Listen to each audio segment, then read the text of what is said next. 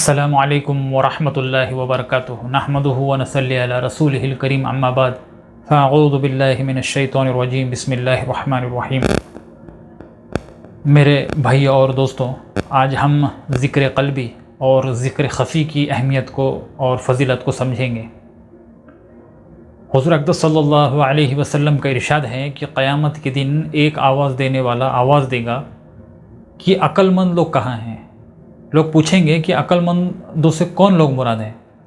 جواب ملے گا وہ لوگ جو اللہ کا ذکر کرتے تھے، کھڑے اور بیٹھے اور لیٹے ہوئے، یعنی ہر حال میں اللہ تعالیٰ کا ذکر کرتے تھے اور آسمانوں اور زمینوں کے پیدا ہونے میں غور کرتے تھے اور کہتے تھے کہ یا اللہ، آپ نے یہ سب بے فائدہ تو پیدا کیا نہیں، ہم آپ کی تسبیح کرتے ہیں، آپ ہم کو جہنم کے عذاب سے بچا لیجئے۔ اس کے بعد ان لوگوں کے لیے ایک جھنڈا بنایا جائے گا جس کے پیچھے یہ سب جائیں گے اور ان سے یہ کہا جائے گا کہ ہمیشہ کے لیے جنت میں داخل ہو جاؤ۔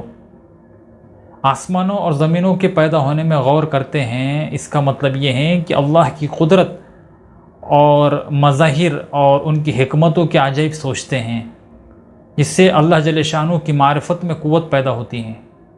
ابن ابی دنیا رحمۃ اللہ علیہ نے ایک مرسل روایت نقل کی ہیں کہ نبی صلی اللہ علیہ وسلم ایک مرتبہ صحابہ رضی اللہ تعالیٰ عنہ کی ایک جماعت کے پاس تشریف لے گئے جو چپ چاپ بیٹھے ہوئے تھے۔ حضور اقدس صلی اللہ علیہ وسلم نے ارشاد فرمایا، کیا بات ہے، کس چیز میں، کس سوچ میں بیٹھے ہوں؟ عرض کیا کہ مخلوقات الہیہ کے سوچ میں ہیں۔ حضور صلی اللہ علیہ وسلم نے ارشاد فرمایا کہ ہاں، اللہ کی ذات میں غور نہ کیا کرو کہ وہ تو وراء الورا ہیں، اس کی مخلوقات میں غور کیا کرو۔ حضرت عائشہ رضی اللہ تعالیٰ عنہ سے ایک شخص نے عرض کیا کہ حضور صلی اللہ علیہ وسلم کی کوئی عجیب بات سنا دیجیے۔ فرمایا کہ حضور اقدس صلی اللہ علیہ وسلم کی کون سی بات ایسی تھی جو عجیب نہ تھی؟ ایک مرتبہ رات کو تشریف لائے، میرے بستر پر میرے لحاف میں لیٹ گئے، پھر ارشاد فرمایا کہ چھوڑ، میں تو اپنے رب کی عبادت کروں۔ یہ فرما کر اٹھے، وضو فرمایا اور نماز کی نیت باندھ کر رونا شروع کر دیا، یہاں تک کہ آنسو سینے مبارک پر بہتے رہیں۔ پھر اسی طرح رکوع میں روتے رہیں، پھر سجدے میں اسی طرح روتے رہیں، ساری رات اسی طرح روتے روتے گزار دی، حتیٰ کہ صبح کی نماز کے واسطے حضرت بلال رضی اللہ تعالیٰ عنہ بلانے کے لیے آ گئے۔ میں نے عرض کیا، یا رسول اللہ صلی اللہ علیہ وسلم، آپ تو بخشے بخشائے ہیں، پھر آپ اتنا کیوں روئے؟ ارشاد فرمایا، کیا میں اللہ کا شکر گزار بندہ نہ بنوں؟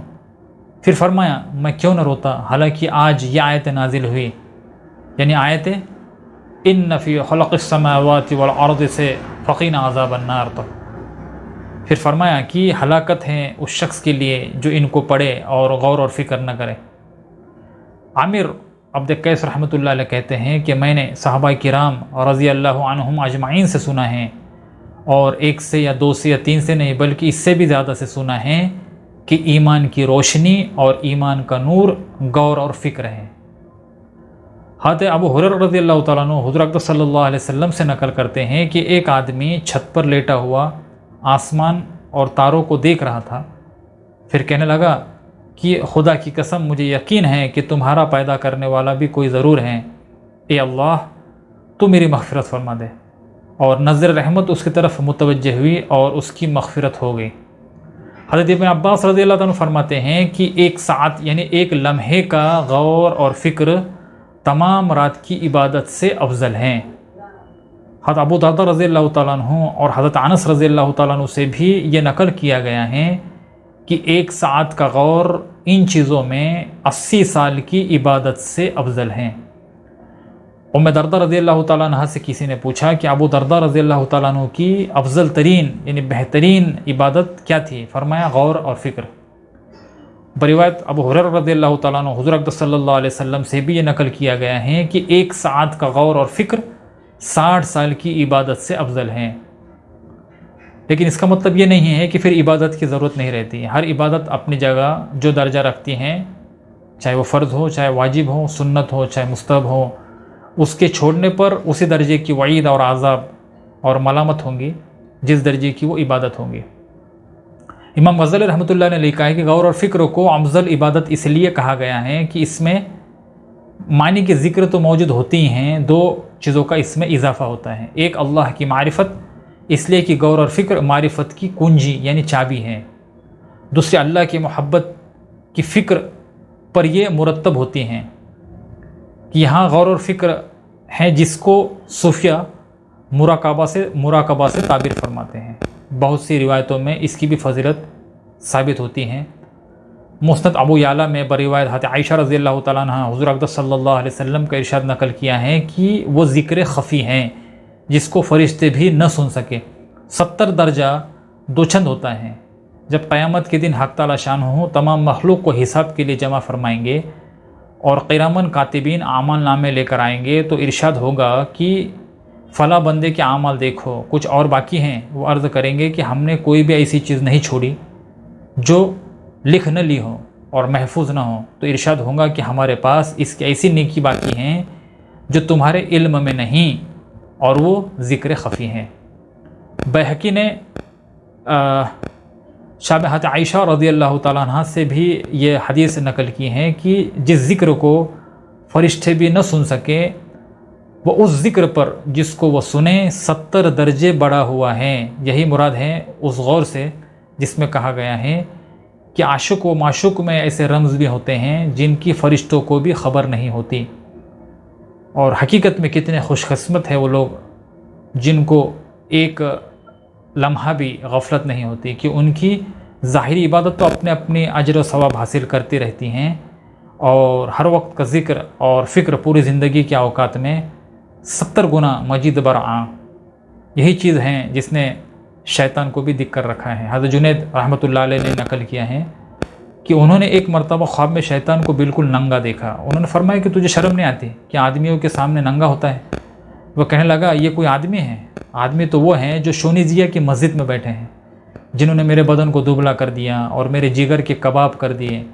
حضرت جنید رحمۃ اللہ علیہ فرماتے ہیں کہ میں شونیزیا کی مسجد میں گیا، میں نے دیکھا کہ چند حضرات گھٹنوں پر سر رکھے ہوئے مراقبے میں مشغول ہیں۔ جب انہوں نے مجھے دیکھا تو کہنے لگے کہ خبیث کی باتوں سے کئی دھوکے میں نہ پڑ جانا۔ مسعود رحمۃ اللہ نے سے بھی یہی نقل کیا ہے کہ انہوں نے شیطان کو ننگا دیکھا۔ انہوں نے کہا تجھے آدمیوں کے درمیان اس طرح چلتے شرم نہیں آتی؟ کہنے لگا خدا کی قسم یہ آدمی نہیں، اگر یہ آدمی ہوتے تو ہم ان کے ساتھ اس طرح نہ کھیلتے جس طرح لڑکے گیند سے کھیلتے ہیں۔ آدمی وہ لوگ ہیں جنہوں نے میرے بدن کو بیمار کر دیا، اور صوفیہ کی جماعت کی طرف اشارہ کیا۔ ابو سعید حجاج رحمۃ اللہ علیہ کہتے ہیں کہ میں نے خواب میں دیکھا کہ شیطان نے مجھ پر حملہ کیا، میں لکڑی سے مارنے لگا، اس نے ذرا بھی پرواہ نہ کی۔ غیب سے ایک آواز آئی کہ یہ اس سے نہیں ڈرتا، یہ تو دل کے نور سے ڈرتا ہے۔